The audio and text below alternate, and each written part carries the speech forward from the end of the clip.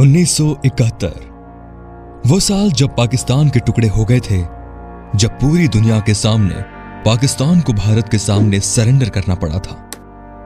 लेकिन पाकिस्तान को हराना और पाकिस्तान के टुकड़े करना इतना आसान नहीं था। ये वो समय था जब अमेरिका और दूसरे बड़े देश भारत के खिलाफ खड़े हो गए थे। ये वो समय था जब पूरी दुनिया में भारत अकेला पड़ गया था। तब रूस ने भारत का साथ दिया और भारत से अपनी दोस्ती निभाई। हालांकि रूस और अमेरिका एक दूसरे के कट्टर विरोधी रहे हैं, ये भी एक कारण था कि रूस ने पूरी दुनिया के खिलाफ भारत का साथ दिया। आज मैं आपको हमारे मित्र देश रूस के बारे में बताने वाला हूं, जिसने 1971 के भारत पाकिस्तान युद्ध में भारत का साथ दिया था और पूरी दुनिया के खिलाफ जाकर भी भारत से दोस्ती निभाई थी।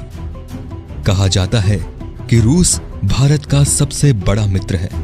लेकिन क्या आप जानते हैं कि किस तरह से रूस ने 1971 की लड़ाई में भारत का साथ दिया था? जिस समय पूरी दुनिया भारत के खिलाफ खड़ी हो गई थी, उस समय रशिया ही था जो भारत से अपनी दोस्ती निभा रहा था। आइए जानते हैं सबसे पहले बांग्लादेश की आजादी की जंग। पाकिस्तान ने भारत पर बार बार हमला किया है। पाकिस्तान हमेशा से ही भारत के टुकड़े करना चाहता है।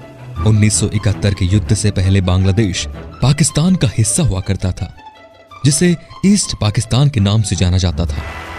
पाकिस्तान के इस हिस्से में रहने वाले लोग हमेशा से ही पाकिस्तान के द्वारा कुचले जाते थे। ये लोग चाहते थे कि उन्हें पाकिस्तान के जुल्मों सितम से आजादी मिल जाए। पाकिस्तान के लोग ईस्ट पाकिस्तान में रहने वाले लोगों और वहां के नेताओं को बिल्कुल भी अहमियत नहीं देते थे। इसीलिए सरकार में ज्यादातर लोग वेस्ट पाकिस्तान से ही चुने जाते थे, जिसकी वजह से ईस्ट पाकिस्तान के लोग वेस्ट पाकिस्तान से छुटकारा पाना चाहते थे। यही नहीं, ईस्ट पाकिस्तान में रहने वाले बंगाली लोगों को उर्दू को ही अपनी मुख्य भाषा चुनने के लिए कहा जाता था, जिसके कारण वेस्ट पाकिस्तान यानी बांग्लादेश में विद्रोह होने शुरू हो गए। पाकिस्तान ने इन विद्रोह को दबाने के लिए बल का प्रयोग किया। पाकिस्तान अपने खिलाफ उठने वाली हर आवाज को दबा देना चाहता था। पाकिस्तान जहां एक ओर ईस्ट पाकिस्तान के लोगों पर जुल्म ढा रहा था, वहीं दूसरी ओर वो भारत पर हमले की फिराक में भी था। पाकिस्तान को लगता था कि वो भारत को दोनों तरफ से घेर लेगा। पाकिस्तान को यह भी डर था कि ईस्ट पाकिस्तान के विद्रोहियों को भारत मदद कर रहा है। भारत भी इस बात को भलीभांति जानता था कि पाकिस्तान का दोनों तरफ होना भारत के लिए एक बहुत बड़ा खतरा है। इस तरह से भारत दोनों तरफ से दुश्मनों से घिर जाता। पाकिस्तान को लगता था कि वो 1948 की भांति भारत के कुछ हिस्से पर अपना अधिकार कर लेगा। तब तक अमेरिका बीच बचाव करेगा और जीते हुए हिस्से उसके कब्जे में रह जाएगा। लेकिन पाकिस्तान का यह दांव उल्टा पड़ गया था, क्योंकि इंदिरा गांधी एक सजग नेता थी और उन्होंने पाकिस्तान को ऐसा सबक सिखाया जिसे पाकिस्तान आज तक नहीं भूल पाया है। पाकिस्तान को अपनी आधी जमीन और सेना खोनी पड़ी। दूसरे विश्व युद्ध के बाद यह सबसे बड़ा मिलिट्री सरेंडर था। अब जानते हैं 1971 भारत पाकिस्तान युद्ध। पाकिस्तान युद्ध की तैयारी कर चुका था। अमेरिका जानता था कि अगर भारत और पाकिस्तान में युद्ध होता है तो भारत आसानी से जीत जाएगा, जिससे एशिया में उसका प्रभाव कम हो जाएगा। पाकिस्तान भी इस बात को जान चुका था कि अमेरिका युद्ध में भारत का साथ नहीं देगा। पाकिस्तान के हौसले बुलंद हो चुके थे। भारत ने जब अमेरिका से मदद मांगी तो अमेरिका ने इसे साफ इनकार कर दिया। 3 दिसंबर की रात को पाकिस्तान की तरफ से भारत पर हमला कर दिया गया। भारत इसके लिए पूरी तरह से तैयार था। पाकिस्तान ने भारत की 11 एयरबेस पर हमला कर दिया। 4 दिसंबर को भारत की तरफ से भी लड़ाई की घोषणा कर दी गई। ये पहली लड़ाई थी जिसमें भारत की तीनों सेनाएं एक साथ लड़ी थी और बहुत जल्द पाकिस्तान का 15,010 किलोमीटर का क्षेत्र अपने कब्जे में कर लिया था। लेकिन यह लड़ाई भारत के लिए आसान नहीं थी, क्योंकि अमेरिका इस लड़ाई में पाकिस्तान के साथ था। वहीं वो चीन को भी अपने साथ मिलाकर भारत को दबाना चाहता था।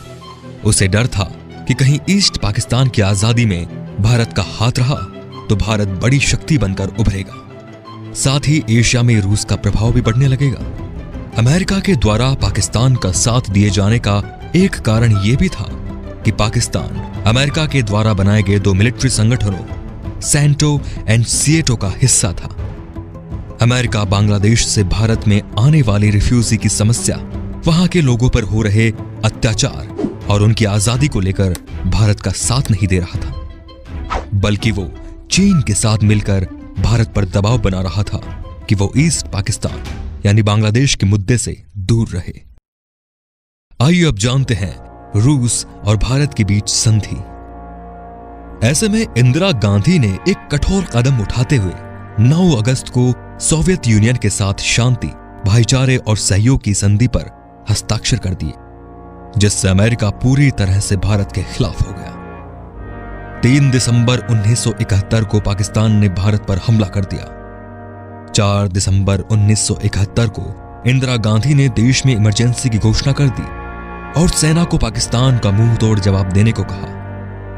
इस लड़ाई के पहले दिन ही भारतीय नेवी के जहाज राजपूत ने एक पाकिस्तानी सबमरीन को डुबो दिया। नेवी की स्पीड बोट्स ने 10 पाकिस्तानी बैटल शिप्स को खत्म कर दिया। साथ ही 12 पाकिस्तानी तेल भंडारों को आग के हवाले कर दिया।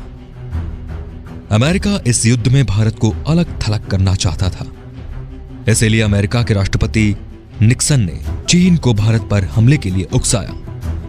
लेकिन रूस चीन को पहले से ही आगाह कर चुका था कि अगर चीन ने भारत पर हमला किया तो उसे इसके परिणाम भुगतने के लिए तैयार रहना होगा। पाकिस्तान के सैनिक इस आस से लड़ रहे थे और उन्हें कहा गया था कि चीन भारत पर हमला कर देगा तो भारत की सेना का उनकी ओर आगे बढ़ना मुश्किल हो जाएगा। लेकिन चीन ने इस लड़ाई में कभी भाग नहीं लिया। अब जानते हैं अमेरिका का भारत पर दबाव। 9 दिसंबर को अमेरिका के राष्ट्रपति निक्सन ने एयरक्राफ्ट कैरियर यूएसएस एंटरप्राइजेस को बंगाल की खाड़ी में भेज दिया ताकि भारत को डराया जा सके। उस समय तक अमेरिका को लग रहा था कि चीन भारत पर अटैक करेगा, जिससे भारत को चारों ओर से घेरा जा सकेगा। इस तरह भारत पाकिस्तान की ओर बढ़ना बंद कर देगा। लेकिन चीन रूस की धमकी की वजह से युद्ध में नहीं कूदा। 10 दिसंबर को ब्रिटेन का एयरक्राफ्ट कैरियर ईगल भी भारत को घेरने की रणनीति से चल पड़ा। अब जानते हैं 1971 की जंग में रूस का आक्रमण। तब रूस अपने जहाजों के बेड़े के साथ बंगाल की खाड़ी में उतर जाता है और ब्रिटेन के एयरक्राफ्ट कैरियर ईगल पर नजर रखता है। रूस ईगल का मुकाबला करने के लिए अपने न्यूक्लियर सबमरीन एंटीशिप मिसाइल्स को भी उतार देता है। रूस के इस रुख को देखकर ब्रिटिश सेना पीछे हट जाती है। रूस अमेरिका के एयरक्राफ्ट कैरियर का रास्ता भी पूरी तरह से रोक लेता है। उनका एक ही लक्ष्य रहता है कि अमेरिकी जहाज किसी भी भारतीय मिलिट्री बेस को निशाना ना बना सके। रूस की हर मिसाइल के निशाने पर अमेरिकी एयरक्राफ्ट था।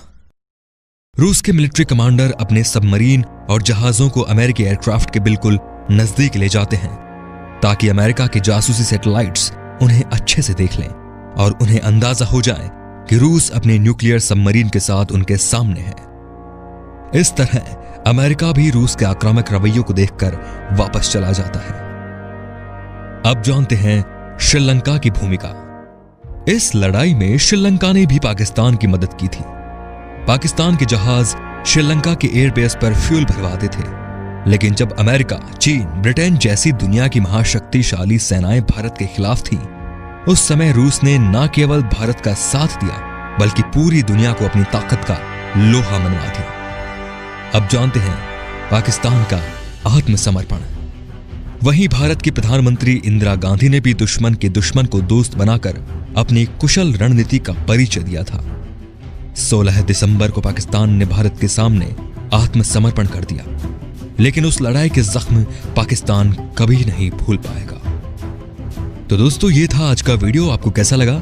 अगर आपको ये वीडियो पसंद आया हो तो प्लीज इसे लाइक करें, सब्सक्राइब करें और ज्यादा से ज्यादा शेयर करें। और हमारे नए नए वीडियोस की नोटिफिकेशन पाने के लिए बेल आइकन को जरूर प्रेस करें। तो फिलहाल दीजिए इजाजत, एक नए वीडियो के साथ में आपसे मुलाकात होगी। तब तक के लिए दीजिए इजाजत, नमस्कार।